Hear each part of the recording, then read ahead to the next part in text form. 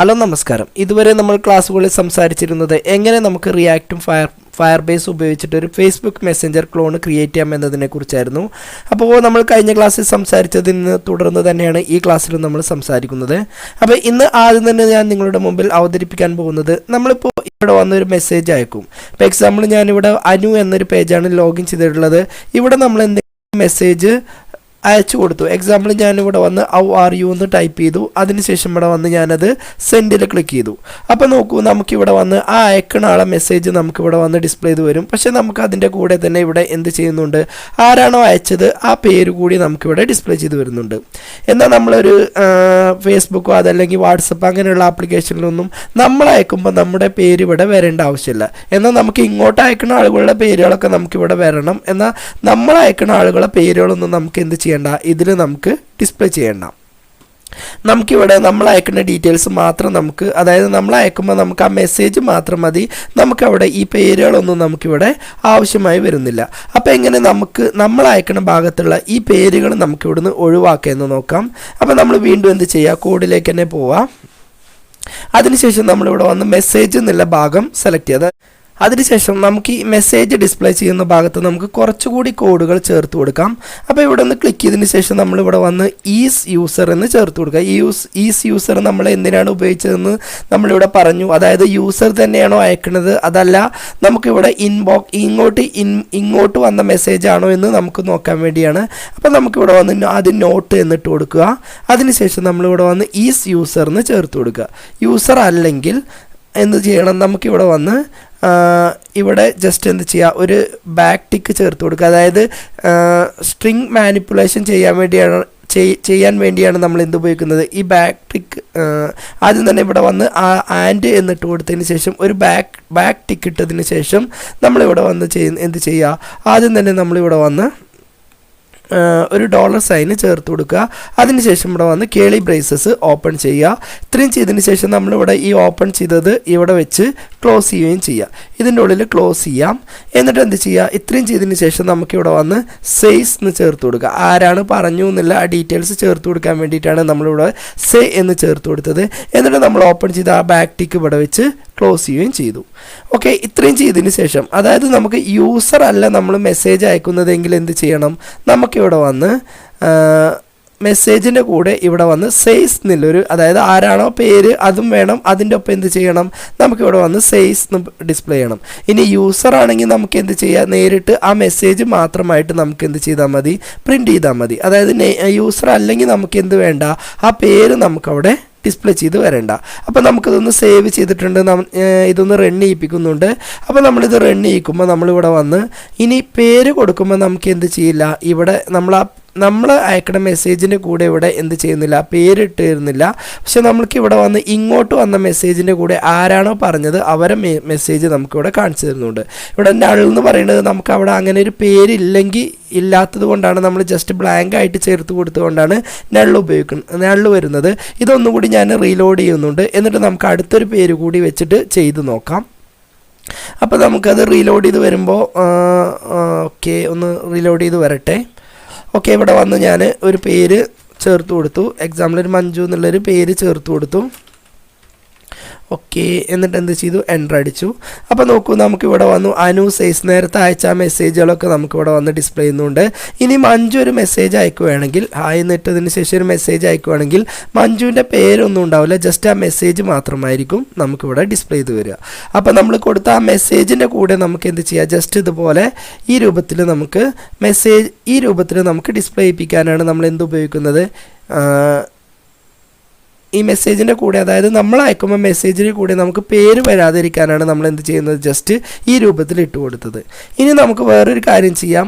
നമ്മൾ യൂസർ അയക്കുമ്പോൾ ഇപ്പോൾ ഇവിടെ വന്ന് ഈ അൺനോൺ യൂസർ, അതായത് നമുക്ക് അറിയാത്ത പേരുകളാണെങ്കിൽ ഇവിടെ വന്ന് ജസ്റ്റ് നൾ എന്നാണ് കാണിച്ചു തരുന്നത്. അപ്പോൾ ഇങ്ങനെ അറിയാത്ത യൂസേഴ്സ് ആണെങ്കിൽ നമുക്ക് അതിൻ്റെ കൂടെ എന്ത് ചെയ്യണം, ജസ്റ്റ് ഒരു അൺനോൺ യൂസേഴ്സിന് കൂടി നമുക്കിവിടെ വരണം. അപ്പോൾ ഇവിടെ വന്ന് ഓർന്നില്ലൊരു പൈപ്പ് ഈ സിമ്പൽ ഇട്ട് കൊടുക്കുക.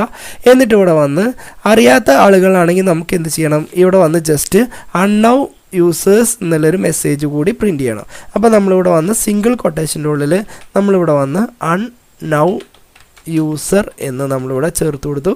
ഈ സിംഗിൾ കൊട്ടേഷൻ ഇവിടെ വെച്ച് ക്ലോസ് ചെയ്തു. ഓക്കെ, ഇത്രയും ചെയ്തതിന് ശേഷം നമ്മളിത് വീണ്ടും ഒന്നുകൂടി സേവ് ചെയ്ത് നോക്കാം. ഓക്കെ, ഇത് വർക്ക് ചെയ്യുമ്പോൾ എന്താണ് സംഭവിക്കുന്നതെന്ന് നോക്കാം. അപ്പോൾ നോക്കൂ, ഓക്കെ വെയിറ്റ്, മിസ്റ്റേക്ക് ഉണ്ട്, എന്താണ് എറർ എന്നൊന്ന് നമുക്ക് നോക്കാം.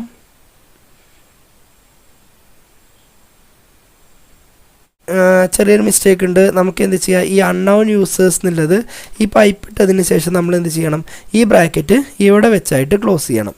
അതായത് ഇവിടെ വെച്ച് ക്ലോസ് ചെയ്യണം. ഓക്കെ, ഇത്രയും ചെയ്തതിന് ശേഷം നമുക്കിതൊന്ന് സേവ് ചെയ്യാം. അപ്പോൾ ഇനി നമ്മൾ അറിയാത്തൊരു പേരുകളാണെങ്കിൽ നമുക്ക് നോക്കൂ, ഇവിടെ വന്ന് അൺനൗ യൂസേഴ്സ് സെയ്സ് എന്നായിരിക്കും നമുക്കിവിടെ വരിക. കറക്റ്റ് യൂസർ ഉണ്ടെങ്കിൽ അയാളെ പേരുണ്ടാവും. ഇനി അറിയാത്തൊരു യൂസറെ പേരാണെങ്കിൽ നമുക്ക് നൾ എന്ന് എഴുതിയതിന് പകരം ഇവിടെ വന്ന് അൺനൗ യൂസേഴ്സ് എന്നായിരിക്കും നമുക്കിവിടെ ഡിസ്പ്ലേ ചെയ്ത് വരിക. ഇനി അടുത്തതായി നമ്മൾ സെറ്റ് ചെയ്യാൻ പോകുന്നത്, ഇപ്പോൾ ഇവിടെ ഈ നമുക്ക് എന്തെങ്കിലും മെസ്സേജ് ടൈപ്പ് ചെയ്യണമെന്നുണ്ടെങ്കിൽ അത് ഇവിടെയും അതേപോലെ സെൻഡ് ചെയ്യേണ്ട ബട്ടൺ നേരെ താഴെയാണ്. അത് നമുക്ക് എന്ത് ചെയ്യാം, രണ്ടും ഒറ്റ ലൈനിലേക്കാക്കി മാറ്റാം. അതായത് ഇവിടെ നമ്മളിങ്ങനെ രണ്ട് ലൈനിലുള്ളത് എങ്ങനെ എന്ത് ചെയ്യാം, നമുക്കത് ഒറ്റ ലൈനിലേക്കാക്കി മാറ്റാം. അപ്പോൾ ആദ്യം തന്നെ നമ്മൾ എന്ത് ചെയ്യാം, ഓക്കെ ആദ്യം തന്നെ നമ്മളിവിടെ വന്ന് app.jsൽ പോവുക. നമ്മളെ വിഷ്വൽ സ്റ്റുഡിയോ കോഡിൽ പോയതിന് ശേഷം app.jsൽ പോവുക. അതിനുശേഷം നമുക്കിവിടെ വന്ന് ഫോം കൺട്രോളിന് നമുക്കൊരു ക്ലാസ് നെയിം ചേർത്ത് കൊടുക്കുക. നമ്മളിവിടെ ഫോം കൺട്രോളർ ക്രിയേറ്റ് ചെയ്തിട്ടുണ്ട്. ഇതിന് നമുക്കൊരു ക്ലാസ് നെയിം ചേർത്ത് കൊടുക്കാം. ഇതിൻ്റെ ക്ലാസ് നെയിം ഞാനിവിടെ വന്ന് ക്ലാസ് നെയിം എന്ന് ചേർത്ത് കൊടുത്തു. ഓക്കെ, ക്ലാസ് നെയിമിൽ ചേർത്ത് കൊടുത്തു. അതിനുശേഷം നമ്മളിവിടെ വന്ന് ആപ്പ് എന്നിട്ടു __ ഇനി ഇവിടെ വന്ന് ഫോം കൺട്രോളർ എന്ന് ചേർത്ത് കൊടുത്തു.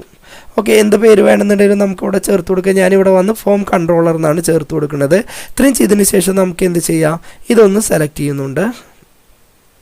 ഓക്കെ, ഇത് നമുക്കിവിടെ ഒന്ന് സെലക്ട് ചെയ്യാം. അതിനുശേഷം നമുക്കിതിന് എന്ത് ചെയ്യാം, CSS ആഡ് ചെയ്യാം. അപ്പോൾ CSS ആഡ് ചെയ്യാൻ ഇവിടെ വന്ന് app.cssൽ പോവുക. എന്നിട്ട് ഏറ്റവും താഴെയായിട്ട് ഇവിടെ വന്ന് ഒരു ഡോട്ട് ഇട്ടു. അതിനുശേഷം നമ്മൾ ആ കോപ്പി ചെയ്ത, അതായത് ഇപ്പോൾ നമ്മൾ ആ ക്രിയേറ്റ് ചെയ്ത ആ ക്ലാസ് നെയിം നമ്മളിവിടെ ചേർത്ത് കൊടുത്തു. ഇതിന് നമ്മൾ CSS ആയിട്ട് ആഡ് ചെയ്യുന്നത്, ഓക്കെ ഇവിടെ നമ്മൾ 100 എന്നില്ല, അതായത് ഇതിൻ്റെ വിഡ്ത്ത്, ഈ ആപ്പ് ഫോമിൻ്റെ വിഡ്ത്ത് നമുക്ക് എന്ത് ചെയ്യാം, ഒരു 93 ആക്കി കൊടുക്കാം. അതിനുശേഷം നമുക്കിവിടെ വന്ന് ഇതിന് ഡിസ്പ്ലേ എന്നുള്ളത് നമുക്ക് എന്ത് ചെയ്യാം, ഫ്ലെക്സ് ആക്കി കൊടുക്കാം. ഡിസ്പ്ലേ എന്നുള്ളത് ഫ്ലെക്സ് ആക്കി കൊടുക്കാം. അതിൻ്റെ കൂടെ തന്നെ നമുക്ക് എന്ത് ചെയ്യണം, ഇതിന്ന് നമ്മൾ ഈ ഫോം ഇതിന് ക്ലാസ് ചേർത്ത് കൊടുത്തിട്ടുള്ളത് നമ്മൾ മെറ്റീരിയൽ UIയിൽ നിന്ന് ഉപയോഗിക്കുന്ന ഒരു ഭാഗത്തിനാണ് ക്ലാസ് കൊടുത്തിട്ടുള്ളത്. അപ്പോൾ അതിൻ്റെ CSS ഓവർ റൈഡ് ചെയ്ത് നമ്മുടെ CSS വർക്ക് ചെയ്യാൻ വേണ്ടിയിട്ട് നമ്മൾ എന്ത് ചെയ്യുക, നോട്ട് ഇമ്പോർട്ടൻ്റ് എന്ന് ചേർത്ത് കൊടുക്കുക. അതായത് ആൾറെഡി അതിന് എന്തെങ്കിലും CSSകളൊക്കെ ഉണ്ടെങ്കിൽ അതിനേക്കാൾ മുമ്പ് നമ്മുടെ ഈ CSS വരാൻ വേണ്ടിയാണ് നമ്മൾ നോട്ട് ഇമ്പോർട്ടൻ്റ് ചേർത്ത് കൊടുക്കുന്നത്. അതിനുശേഷം എന്ത് ചെയ്യുക, ഇതിൻ്റെ താഴെ വീണ്ടും നമ്മളിവിടെ വന്ന് ഫ്ലെക്സ് ഡയറക്ഷൻ എന്നുള്ളത് നമുക്ക് എന്ത് ചെയ്യുക, റോ എന്ന് ചേർത്ത് കൊടുക്കുക. അതായത് എല്ലാം ഒരു റോയിൽ വരാൻ വേണ്ടിയിട്ടാണ് നമ്മൾ ഫ്ലെക്സ് ഡയറക്ഷന് റോ എന്ന് ചേർത്ത് കൊടുത്തിട്ടുള്ളത്. ഇത്രയും ചെയ്തതിന് ശേഷം നമുക്ക് എന്ത് ചെയ്യുക, ഇൻപുട്ടിന് നമുക്കൊരു ക്ലാസ് ചേർത്ത് കൊടുക്കുക. അപ്പോൾ ഇവിടെ വന്ന് ഇൻപുട്ടിന് ക്ലാസ് ചേർത്ത് കൊടുക്കാൻ നമ്മൾ app.jsൽ പോവുക. അതിനുശേഷം ഈ ഇൻപുട്ടിന് നമുക്ക് എന്ത് ചെയ്യുക, ഒരു ക്ലാസ് നെയിം ചേർക്കാം. അപ്പോൾ ഇവിടെ വന്ന് ക്ലാസ് നെയിം എന്ന് ചേർത്ത് കൊടുത്തു. ക്ലാസ് നെയിം എന്ന് ചേർത്ത് കൊടുത്തതിന് ശേഷം ഈക്വൽ ടു ഇതിന് നമ്മൾ app__ ഇൻപുട്ട് എന്നാണ് ചേർത്ത് കൊടുക്കുന്നത്. ഇനി ഇതിന് നമുക്ക് എന്ത് ചെയ്യാം, CSS ആഡ് ചെയ്യാം. അപ്പോൾ ഇത് ഞാൻ സെലക്ട് ചെയ്തിട്ട് വീണ്ടും ഇവിടെ വന്ന് app.jsൽ വന്നു. ഇവിടെ വന്ന് ഒരു ഡോട്ട് ഇട്ടതിന് ശേഷം നമ്മളിവിടെ ക്രിയേറ്റ് ചെയ്ത ആ ക്ലാസ് നമ്മളിവിടെ ചേർത്ത് കൊടുത്തു. ഇതിൻ്റെ ഉള്ളിൽ നമ്മൾ ചേർത്ത് കൊടുക്കുന്നത്, ഇതിന് നമ്മൾ ചേർത്ത് കൊടുക്കുന്ന ഫ്ലെക്സ് എന്നുള്ളത് നമുക്ക് എന്ത് ചെയ്യണം, 1 എന്നായിട്ട് വരണം. അതായത് നമുക്കിതിൻ്റെ മുഴുവൻ പാർഷനും, അതായത് ഇതിൻ്റെ ഇപ്പോൾ ഇവിടെ വന്ന് നമ്മൾ ഈ കൊടുത്തതിൻ്റെ മുഴുവൻ ഭാഗവും നമുക്ക് എന്ത് ചെയ്യണം, 1 ആയിട്ട് വരണം. അത് കഴിഞ്ഞതിന് ശേഷമാണ് നമുക്ക് എന്ത് ചെയ്യേണ്ടത്, ഈ ബട്ടൺ വരേണ്ടത്. അപ്പോൾ നമുക്കിതിൻ്റെ ഫ്ലെക്സ് എന്നുള്ളത് 1 ആക്കി കൊടുക്കാം. ഇനി അതിന് ശേഷം നമുക്കിവിടെ വന്ന് ബട്ടൺ എന്നുള്ളൊരു ഭാഗമുണ്ട്. അതിന് നമുക്കൊരു ക്ലാസ് നെയിം കൂടി കൊടുക്കാം. അപ്പോൾ ഇതിന് ഇവിടെ വന്ന് ക്ലാസ് നെയിം എന്ന് ചേർത്ത് കൊടുത്തു. ഓക്കെ, ക്ലാസ് നെയിം എന്ന് ചേർത്ത് കൊടുത്തു. എന്നിട്ട് ഇവിടെ വന്ന് app__ ഇട്ടതിന് ശേഷം നമുക്ക് എന്ത് ചെയ്യുക, ഇതിന് നമുക്ക് ഈ ബട്ടൺ നമുക്കൊരു പേര് __ അതിന് ശേഷം നമ്മളിവിടെ വന്ന് ബട്ടൺ എന്നാണ് ചേർത്ത് കൊടുക്കുന്നത്. നിങ്ങൾക്ക് എന്ത് പേരാണോ വേണ്ടത് അത് നമുക്കിവിടെ ചേർത്ത് കൊടുക്കാം. ഇത്രയും ചെയ്തതിന് ശേഷം ഇതിന് കോപ്പി ചെയ്തതിന് ശേഷം ഇതിന് നമുക്കൊരു CSS ആഡ് ചെയ്യാം. അപ്പോൾ ഇവിടെ വന്ന് ആപ്പ് ഡോട്ട് ബട്ടൺ എന്നിട്ട് ഇവിടെ വന്ന് ഫ്ലെക്സ് 0 എന്നും ചേർത്ത് കൊടുത്തു.